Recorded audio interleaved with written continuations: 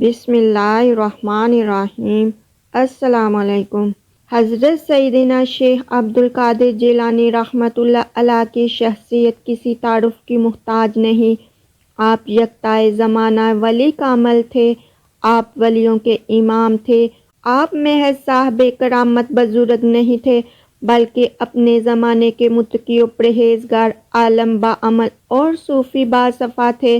ظاہری و باطنی علوم کے ماہر تھے۔ مخلوق کے خدا آپ کی مجالس میں بیٹھ کر اپنی روحانی غذا حاصل کرتے تھے۔ آپ کے وعظ مخلوق کے خدا کے قلوب کو جلا بخشتے تھے۔ ناظرین گرامی، آج کی اس ویڈیو میں ہم حضرت سیدنا شیخ عبد القادر جیلانی رحمۃ اللہ علیہ کی کچھ کرامات کے بارے میں بتائیں گے۔ ایک بار سرکار بغداد حضور سیدنا غوث اعظم رحمۃ اللہ علیہ دریا کی طرف تشریف لے گئے۔ وہاں ایک 9 سال کی بڑھیا کو دیکھا جو زور و قطار رو رہی تھی۔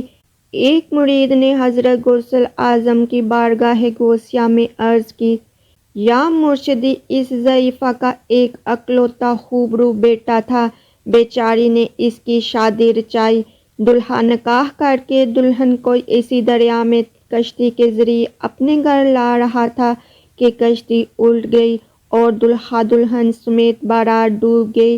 اس واقعے کو آج 12 برس گزر چکے ہیں، مگر ماں کا جگر ہے، بیچاری کا غم جاتا نہیں ہے۔ یہ روزانہ یہاں دریا پر آتی ہے اور بارات کو نہ پا کر رو دھو کر چلی جاتی ہے۔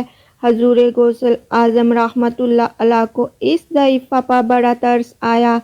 آپ رحمۃ اللہ علیہ نے اللہ عز و جل کی بارگاہ میں دعا کے لیے ہاتھ اٹھا دیے۔ چند منٹ تک کچھ بھی ظہور نہ ہوا۔ بے تاب ہو کر بارگاہ الہی عز و جل میں عرض کی، اے اللہ، اے میرے رب، اس قدر تاخیر کیوں؟ ارشاد باری تعالیٰ ہوا، اے میرے پیارے، یہ تاخیر خلاف تقدیر و تدبیر نہیں ہے۔ ہم چاہتے تو ایک حکم کن سے تمام زمین و آسمان پیدا کر دیتے، مگر بے تقاضائے حکمت 6 دن میں پیدا کیے۔ بارات کو ڈوبے 12 سال بیت چکے ہیں، اب نہ وہ کشتی باقی رہی ہے نہ ہی اس کی کوئی سواری۔ تمام مسلمانوں کا گوشت وغیرہ بھی دریائی جانور کھا چکے ہیں۔ ریزہ ریزہ کو اجزائے جسم میں اکٹھا کروا کر دوبارہ زندگی کے مرحلے میں داخل کر دیا ہے۔ اب ان کی آمد کا وقت ہے۔ ابھی یہ کلام اختتام کو بھی نہ پہنچا تھا کہ یکایک وہ کشتی اپنے تمام ساز و سامان کے ساتھ بما دلہائے دلہن باراتی سطح آب پر نمودار ہو گئی اور چند ہی لمحوں میں کنارے آ لگی۔ تمام باراتی سرکار بغداد رحمۃ اللہ علیہ سے دعائیں لے کر خوشی خوشی اپنے گھر پہنچے۔ اس کرامت کو سن کر بے شمار کفار نے آ کر حضرت سیدنا غوث اعظم رحمۃ اللہ علیہ کے دستے حق پرست پر اسلام قبول کیا۔ ناظرین گرامی، اب وصال شریف کے طویل عرصہ کے بعد ہندوستان میں رونما ہونے والا ایک ایمان افروز واقعہ سنیے۔ رنجیت سنگھ کے دور حکومت کا واقعہ ہے۔ ایک نام نہاد مسلمان جو کہ کرامات اولیاء کا منکر تھا، بدقسمتی سے ایک شادی شدہ ہندو عورت کو دل دے بیٹھا۔ ایک بار ہندو اپنی بیوی کو میکے پہنچانے کے لیے گھر سے باہر نکلا۔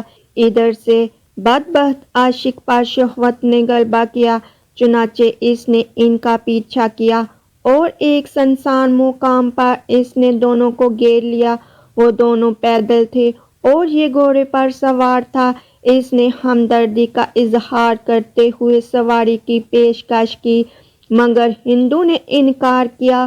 وہ اصرار کرنے لگا کہ اچھا، عورت ہی کو پیچھے بیٹھنے کی اجازت دے دو کہ یہ بیچاری تھک جائے گی۔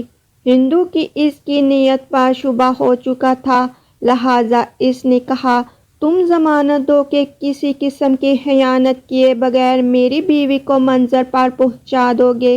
اس نے کہا کہ یہ جنگل ہے، میں ضامن کہاں سے لاؤں؟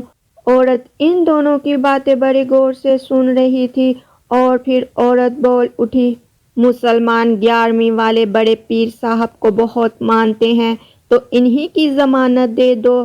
وہ آدمی اگرچہ غوث اعظم رحمت اللہ علیہ کے تصرفات کے قائل نہیں تھا، مگر یہ سوچ کر اس نے ہاں کہہ دی کہ ہاں کہنے میں کیا جاتا ہے۔ تو پھر اس آدمی نے ہاں کہہ دی۔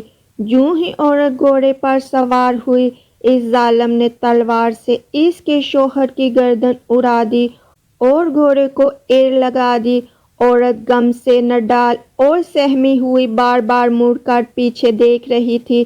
اس آدمی نے کہا کہ بار بار پیچھے دیکھنے سے کچھ حاصل نہیں ہوگا، تمہارا شوہر اب واپس نہیں آ سکتا۔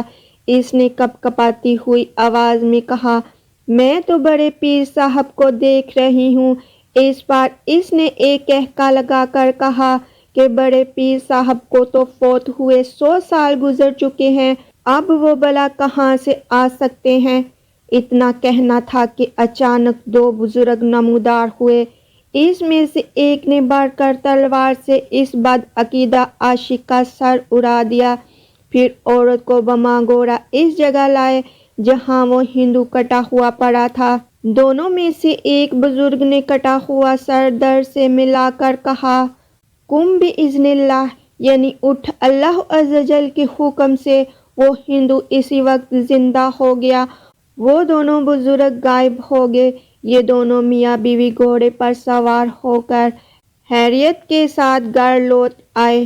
مقتول کے وارثوں نے گھوڑا پہچان کر رنجیت سنگھ کی کورٹ میں دونوں میاں بیوی پر کیس کر دیا کہ ہمارا آدمی غائب ہے اور گھوڑا ان کے پاس ہے، شاید ان لوگوں نے ہمارے آدمی کو قتل کر دیا ہے۔